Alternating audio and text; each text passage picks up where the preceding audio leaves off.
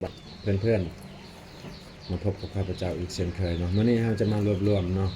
ทั้งสองคลิปที่ผ่านมาแล้วมารวมในคลิปนี้เนาะมาสรุปกันว่ามันมีความหมายอะไรเนาะเป็นยังเราจึงต้องเรียนเป็นลำดับแบบนั้นเนาะอันนึงก็เพื่อง่ายต่อวิธีการเรียนเนาะแล้วก็เป็นแนวทางเนาะอีกแนวทางหนึ่งก็ต้องก็เชื่อว่าหลายๆแนวทางเนาะมีหลายแนวทางเพื่อนๆก็สามารถไปเบิ่งคลิปอื่นหรือว่าซองอื่นก็ได้เนาะแล้วก็เอามาเพิ่มเติมกันเนาะเป็นเรื่องที่ดีเนาะแล้วก็มาหากเพื่อนๆมีแนวคิดหรือว่ามีไอเดียดีๆก็สามารถคอมเมนต์มาแนะนำแลกเปลี่ยนกันได้เนาะวันนี้เราจะมาสรุป14 คอร์ดเลยเนาะมารวมกันเนาะทั้ง2คลิปเนาะคลิปละ7และคลิปที่3จะเป็น14 คอร์ดเลยเนาะแล้วก็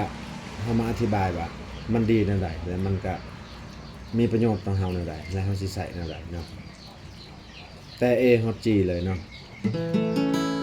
มี A AM B BM มี C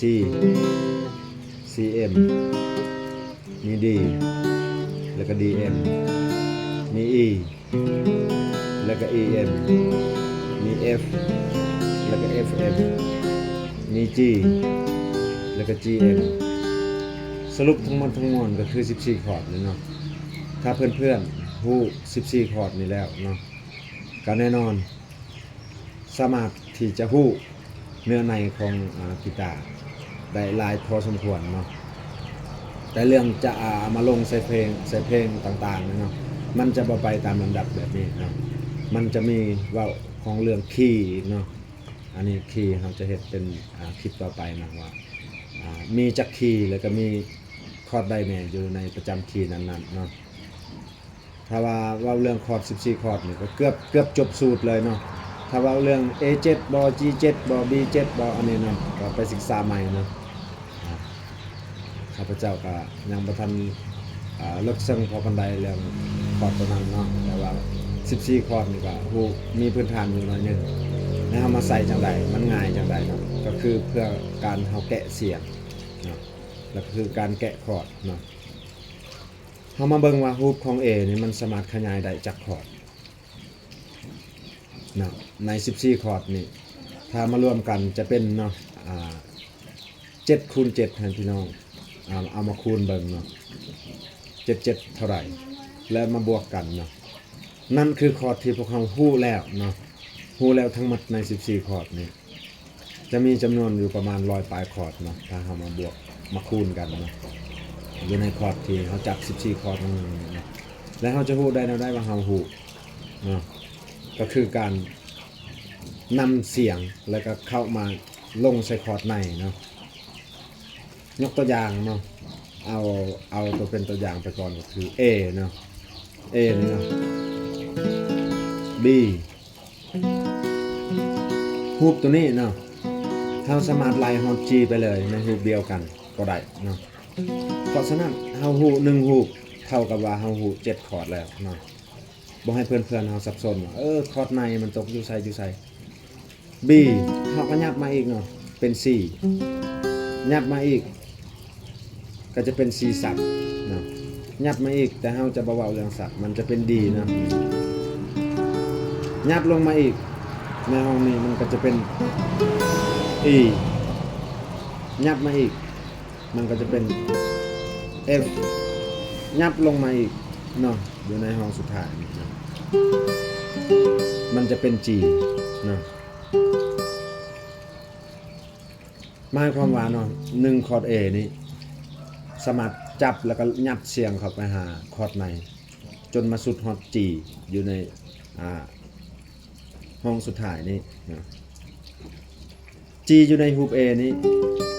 จะแม่นสาย1อยู่ในห้องที่10แล้วก็สาย2สาย3สาย4อยู่ในห้องที่12เป็นอะไรเพื่อนๆบ่งงติเนาะสรุปง่ายๆอันนี้ก็คือเป็นฮูปของ A เนาะแล้วฮูปของ B ฮูปของG เป็นอะไรอาจจะมีฮูปต่อไปเนาะแต่ในนี้ทั้ง14 คอร์ดนี่สรุปแล้วก็คือ เราสามารถย้ายเข้ามาสอบเป็นคอร์ดใหม่ได้ทั้งหมดเนาะของทุกๆคอร์ดเนาะยกตัวอย่างอีกตัวอย่างหนึ่งก็คือ D นี่เนาะเรายับมานี่มันจะเป็น E ยับมานี่จับฮุบคือเดียวกันมันจะเป็น F แล้วก็ยับมาฮอดนี่มันจะเป็น G ยับมาฮอดนี่มันจะเป็น D ยับมาฮอดนี่มันจะเป็นอย่างมันจะเป็น A เป็น B คืนคือเก่าเนาะมันมาเป็น D คืนคือเก่าเนาะมันจะเป็น C คืนคือเก่ามันเลื่อนลงมา D E F G A B แล้วก็ C แล้วก็ D คืนเนาะมันหมุนเวียนกันนะนี่แหละเนาะกีตาร์กับใครคือหน่วยโลกเนาะจะว่าแบบนึงก็บ่มีวันสิ้นสุดลบไปลบมามันก็วนๆเวียนๆอยู่ใน14คอร์ดนี่แหละอันนี้2คอร์ดนี่มันจะเป็น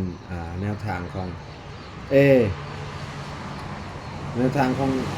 A minor หรือว่า AM ก็เป็นคือเดียวกันเนาะแต่คลิปต่อไปเราจะมาเฉลยอีกเนาะตัวนี้หวังว่าพี่น้องคือสิบ่งงพี่น้องเพื่อนๆคือสิบ่งงเนาะคลิปต่อไปเราจะมาลงลึกรายละเอียดกว่านี้อีกเนาะถ้าผิดพลาดประการใดก็ขออภัยนำเนาะก่อนจะจากกันเรามาฟังสโลว์อีกเนาะ